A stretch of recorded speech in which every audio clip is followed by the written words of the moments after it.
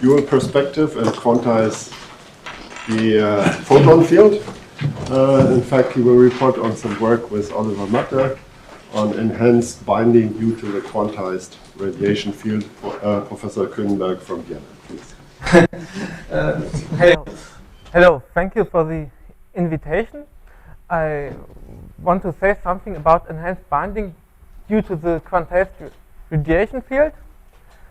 This is a joint work with Oliver Matte, and a preprint version is available on the archive. I have 4 points. In the first, I want to introduce the model. Then I want to present the main results, and in the third point, I will sketch the proof of one main result, and then I want to tell you something about related results.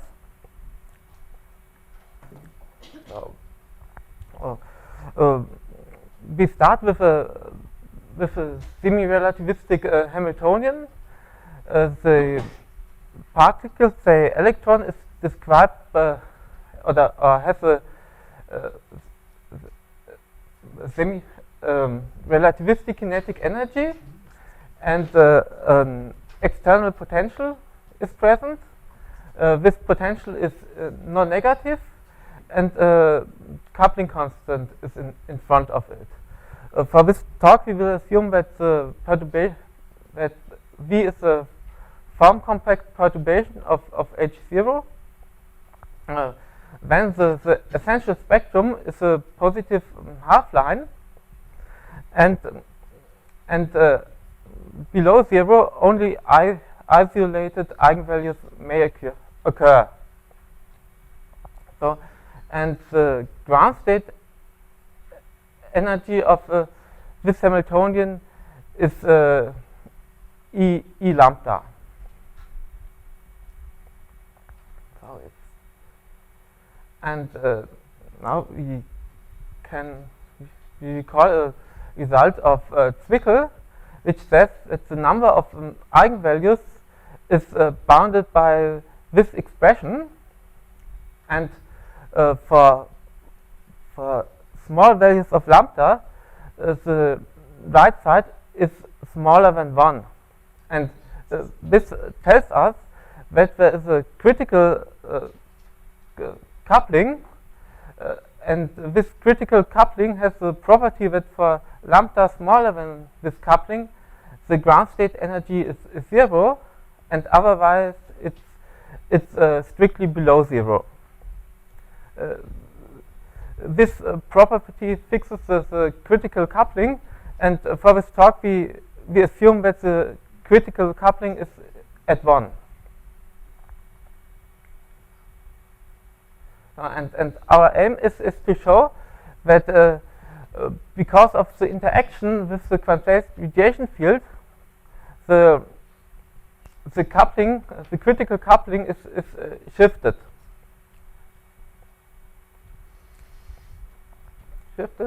And the idea behind this effect is that electrons are surrounded by a cloud of soft photons, and the combined system of soft photons and electrons behave like a heavier particle with a larger mass, and a larger mass yields a stronger binding. So, okay, that's what we want to show, and this has important consequences. The positive binding yields the existence of a ground state, not even for the particle, for the system which is coupled to the quantized radiation field.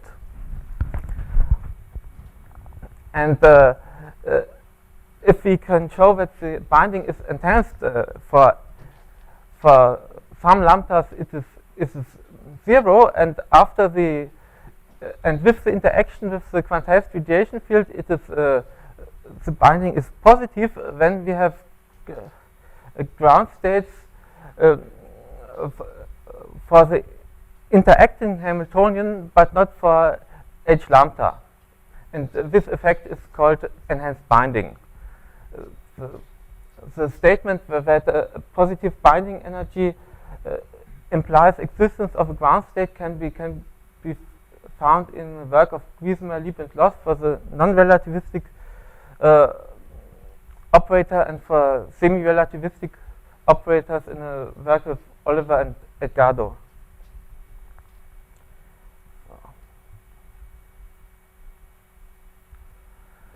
Okay, in the next step I want to describe how to model the quantized radiation field, and therefore we introduce the Fock space, the bosonic Fock space, which is the infinite direct sum of n particle spaces, here denoted with n, and the n particle space consists of wave functions which are symmetric and have n components or n variables.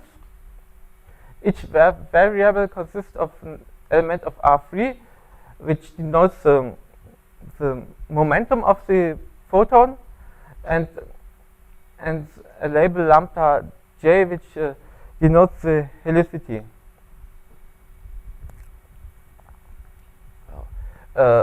Omega denotes the vacuum state, and it's the Fock space.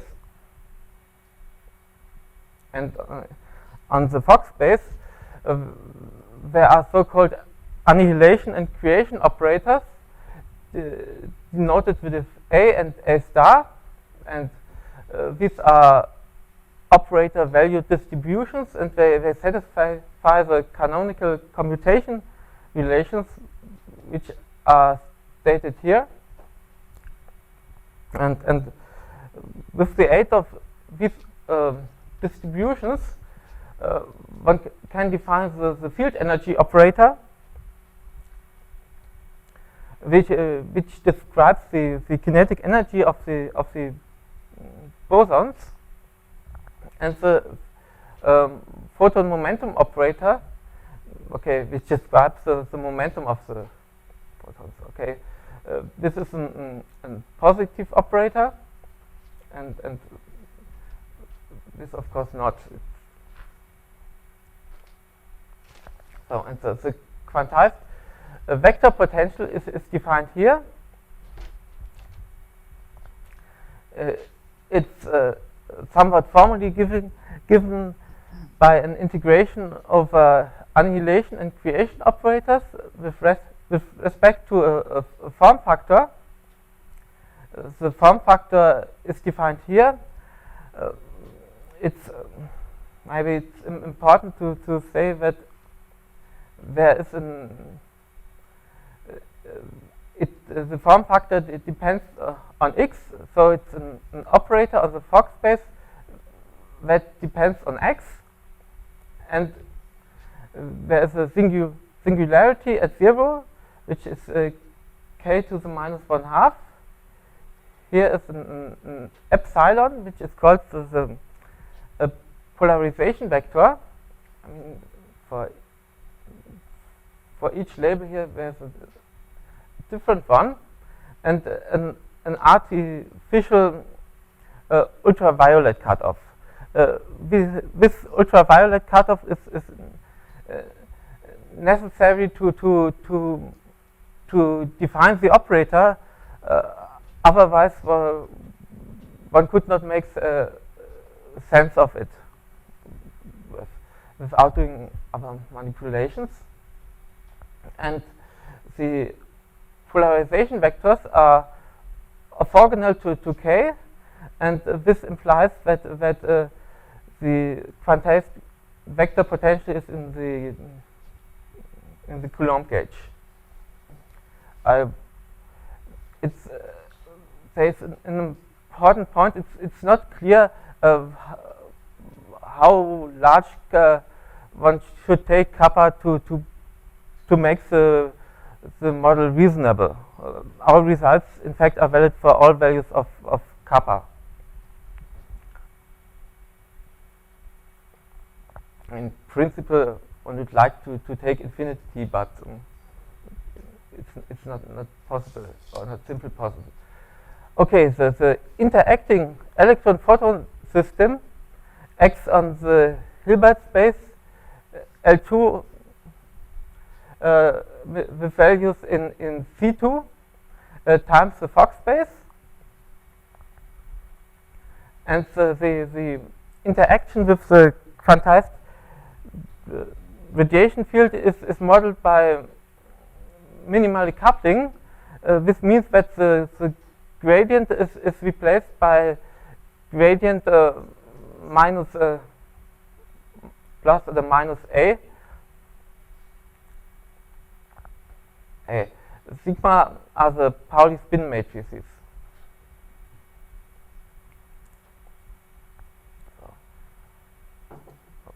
Okay. Okay, and we can consider two classes of interacting Hamiltonians. The first comes from the Laplace operator, and it's 1/2 W squared minus potential plus field energy. And for the semi-relativistic Hamiltonian, one just takes the square root. And the corresponding ground state energies are defined here. It's the infimum of the spectrum. So, and now we can state our main results. The first is a result for the non-relativistic operator. We assume that the critical coupling is at 1, and the potential is it's wrong. The potential is positive, and it is subtracted. The potential is in L to the 3/2. And in this case, we can prove enhanced binding, which means that the critical couplings constant, where the difference between the ground state energy of the operator with V and without V becomes positive. For the is now strictly smaller than 1. And this is an enhanced binding, and in fact we cannot say much more than that epsilon is positive. Right? And the crucial point is, of course, we are not the first who studied this problem, but we can get rid of the restrictions to E and kappa, and an analog statement is valid for the semi-relativistic operator. Now the potential is in L3/2 and in L3. This is because of Zwickel's inequality. And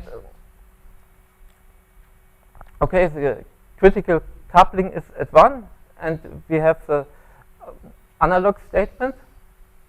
The binding is positive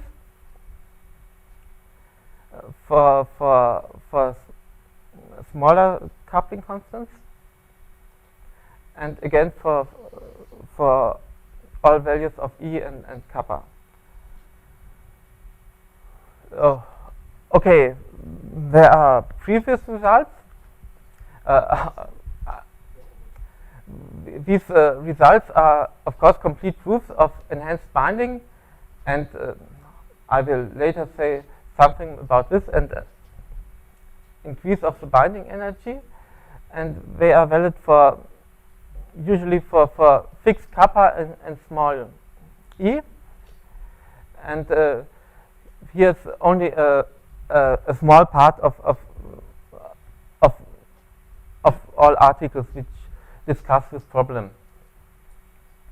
The first who discussed this problem were Hiroshima and Spohn for a related model. It's a non-relativistic operator in the dipole approximation, and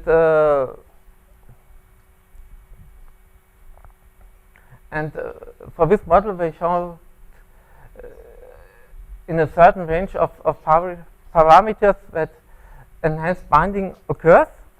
And another article is an article by Chen, Vugalta, and Vugalta, which who gave a criterion, namely that okay, I will say later more about the criterion, but it's the criterion can only shown to be hold true for small e by fixed kappa, and the result by Heinzel and Vugalta which uses an expansion of the self energy of the operator. But the order of appearance is different. I mean, this was a year before or so. Oh, sorry, it's too. It's my mistake. Sorry.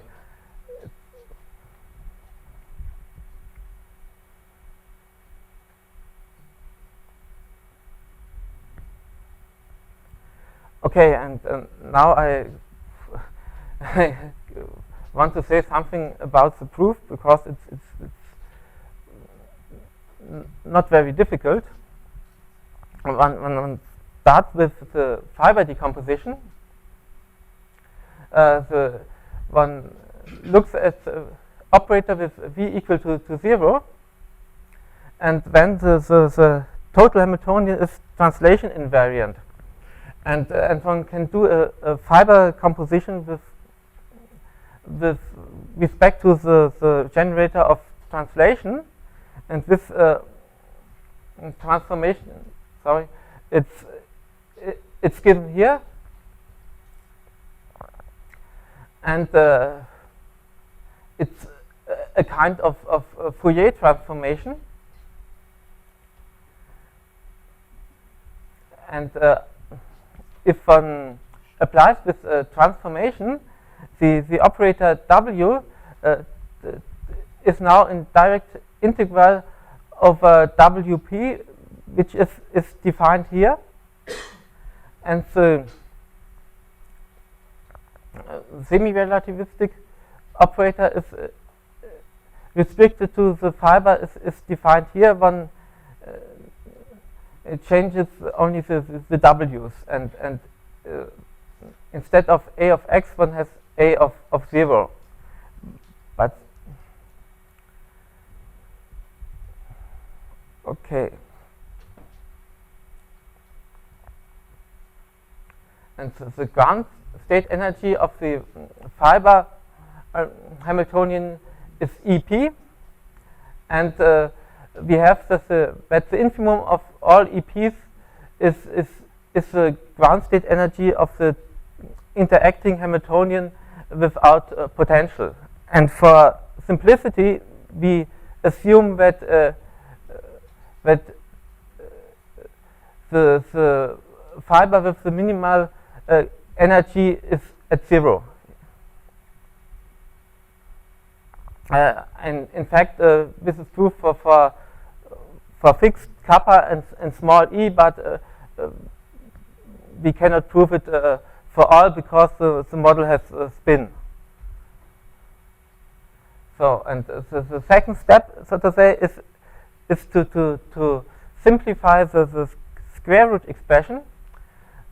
For this, we call this formula for the square root, and then we apply the resolvent identity twice and obtain this equality. There is a negative part and a part which is linear in the difference, and with y on the left and on the right. And we choose x to be wp squared plus 1 and y w0 squared plus p squared plus 1. And the difference is this here. And in the next step, we apply the spectral calculus to W0 and obtain this estimate, which is nice because we have here the square root term with W0, and here the same expression with P, and a negative contribution. Let me mention that the function f is positive, but not strictly positive, in the sense that it is bigger than epsilon. So and then one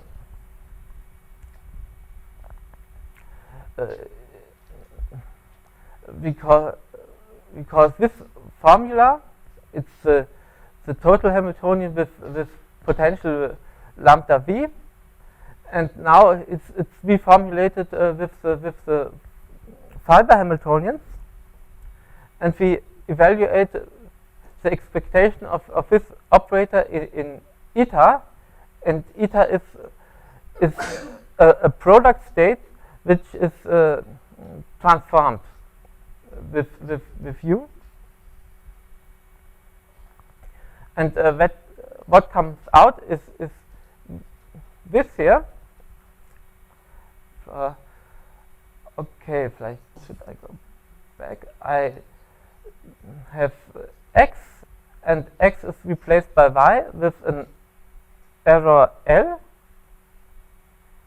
The x is contained here. Here is L, and y is replaced by this expression, and this is here.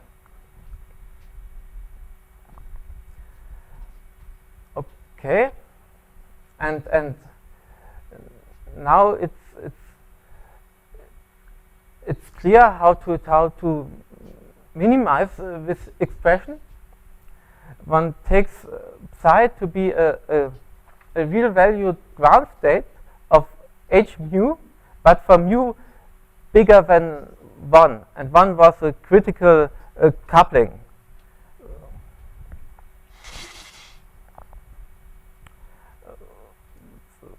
I should go back. This choice makes this expression small. I mean, it's the ground state energy of h mu with a difference which comes from the fact that I chose mu instead of lambda. And then we observe that the ground state of h mu can be chosen to be real valued, and hence the modulus of the Fourier transform is does not change if one replaces p by minus p, and one can observe that L is now a function of p has this symmetry. So the L vanishes in the integration.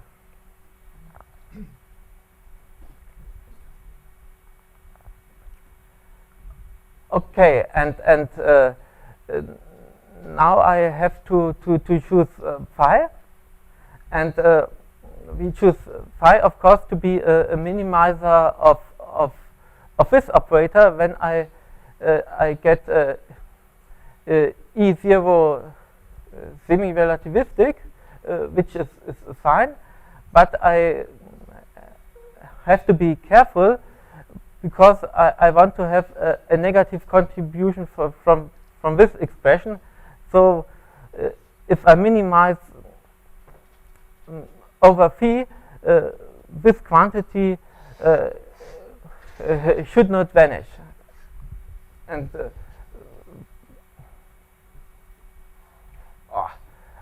sorry, I skipped a part. Okay, and this is the story with phi, but there's a problem with psi, which is of the same nature, because I cannot choose a minimal psi. I have to do a minimization, and I have to ensure that this is not 0 in the limit mu to 1.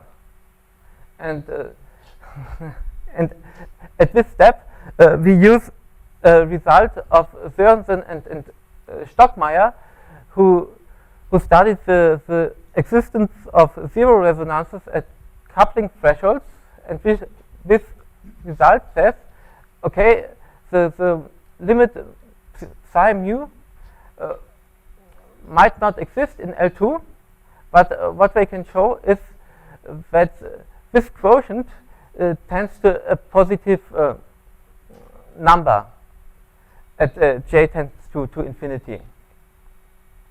And this is fine, which says that this is the same like the expectation in V up to a constant alpha, and after inserting this relation, I get this, and now I can do what I mentioned before.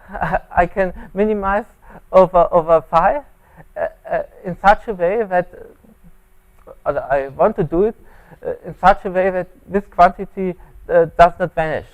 This is stated here, and when the proof is finished. And so, like maybe some details more. The crucial estimate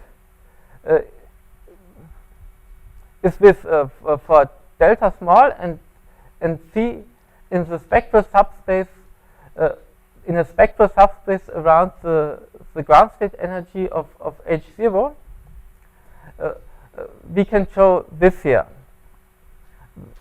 The W squared evaluated in phi is larger than a positive constant, which depends on the form factor minus an error, and the error can be measured by HF minus E minus 1 times a projection, and the projection is important, otherwise the estimate is trivial. And this is one ingredient, and the other ingredient is the eigenvalue equation with an error delta. Okay, we call it the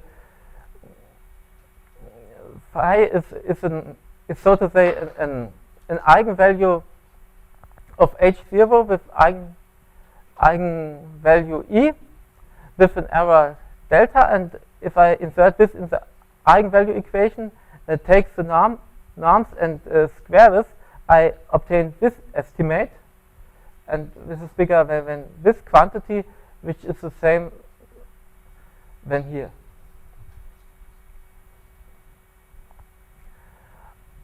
Okay, now I add this estimate and this estimate, and write it in terms of the spectral measure of W0 in phi, and obtain this estimate.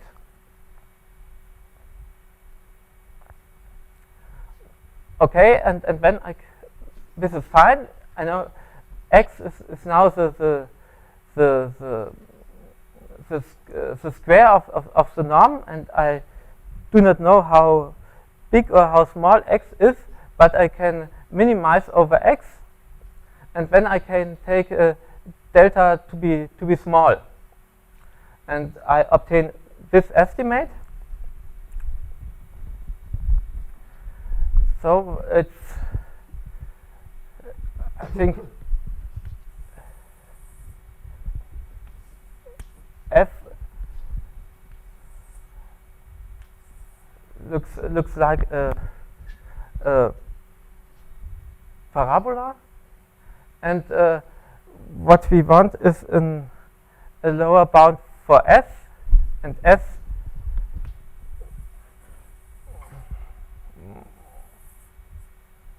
one.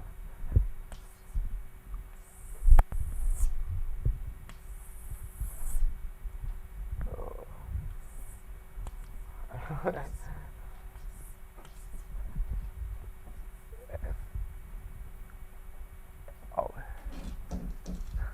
sorry, it's the wrong.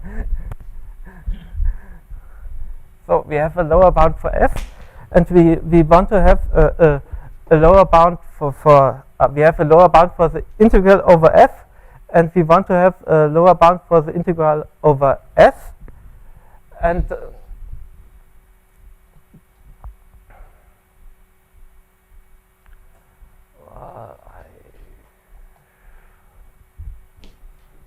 I was here, and now I want to show that the contribution of the measure mu phi at infinity is small. So I show that the integral is finite if I integrate over a function which is more increasing than f, which is w squared plus 1 with exponent 3, and it's a Markov estimate, something like this, and what turns out is that the integral far away from 0 is small, which is indicated here by b, and b is large, and this is true if one knows that this quantity is finite uniformly for all phi in the range of the projection. And to prove this, one can use higher order estimates, which say that this estimate holds true, that the powers of hf can be bounded by powers of h0. Okay, and then can find a higher order estimate in a paper of Oliver, and so this is finite, and when one can say, okay, the contribution which comes from a small interval around 0 is also small, because the function here is close to 0. And when one gets that the integral over an area, say,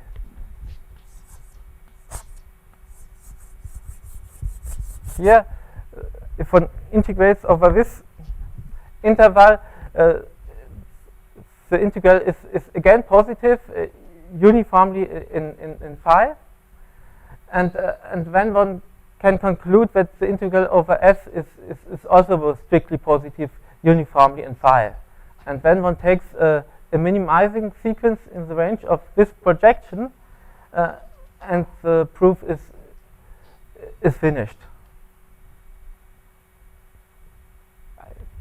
So and I have I hope it's it was clear, and so maybe we should.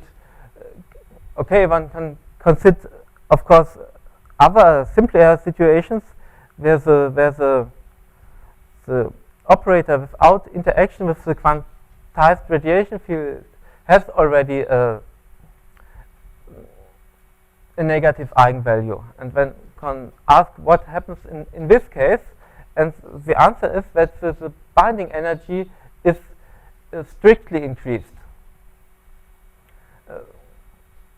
And this holds true for the non-relativistic operator and for the semi-relativistic operator. And of course, we have more general assumptions in this case because we don't need Zwick's estimate. And for example, one can consider Coulomb potential, which is important. And then one can, and then one can consider localization. Okay, we have shown that a ground state exists for the total Hamiltonian, and now it's known, at least without radiation field, how strong the localization is, and we can. And we find the classical estimates with a difference which says that here we have the binding with radiation field and the so to say the classical restriction. So the localization is improved because the binding is improved. And this is also true for the non-relativistic operator, but it's known for a long time.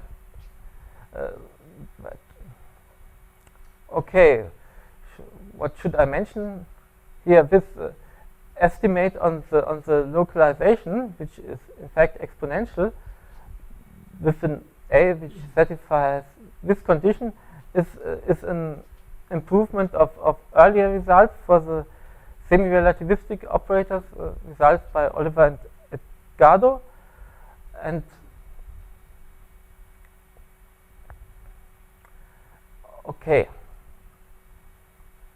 this is the stuff with the localization, and we can use the same trick to study the ultraviolet asymptotics of the ground state energy for the operator without potential.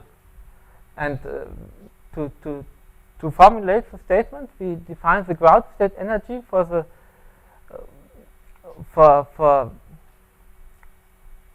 like maybe I'm too fast.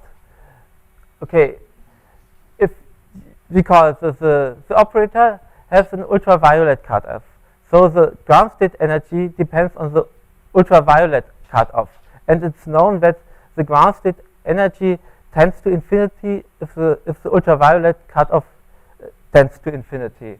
And one could ask the question, at least, what is the asymptotics? And this is what we did, and we defined this operator here for ultraviolet cutoff kappa equal to 1, and define its ground state energy, and we observe that the ground state energy is positive, and the quotient of ground state energy depending on kappa and kappa is epsilon tilde plus an error of order 1. And the difficult part in the proof is to show that this is not 0. Otherwise, one could not state that the behavior is linear. The other part of the argument is just scaling. So, and the linear behavior is already shown before for a related relativistic model by Lieb and Loss. So, and, thank you for your attention.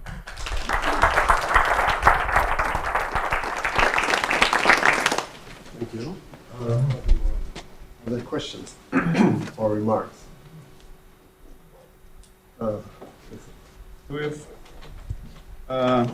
Do you think you can get an estimate how big your epsilon is? How far you can down with lambda? Okay. In a paper of myself with Isabel Cato and Pavel Exner, I think we give a pretty good estimate what it should be. Okay. First, we have two variables here, lambda and e. And of course, we can not give a reasonable formula which depends on e and lambda. And if lambda is set to 1 and e is small, our estimates are worse than yours. It's the wrong dependence on e for small e and lambda fixed. Well, it has to depend on E, that's clear, but then it might also depend on lambda, and it's true. Okay. Since you can control all these parameters, could you think of fixing, for example, in the Coulomb case, of fixing the energy to the measured value? I mean, z squared divided by 4 minus the energy. of the ground state. And you said in the last slides that you can also use Coulomb, which you couldn't do in the first. Yes. So you could think of fixing this with a fixed mass, with a mass that depends on the cutoff to the true value, and then let the cutoff run to infinity. Okay. Do you mean I should, so to say, fix the binding to the physical observed quantity, and then I should adjust sort of renormalize the model. The mass depending on, Yeah. Okay, of course, we can do all calculations for mass strictly positive, but in the limit we have no control. Are there more questions?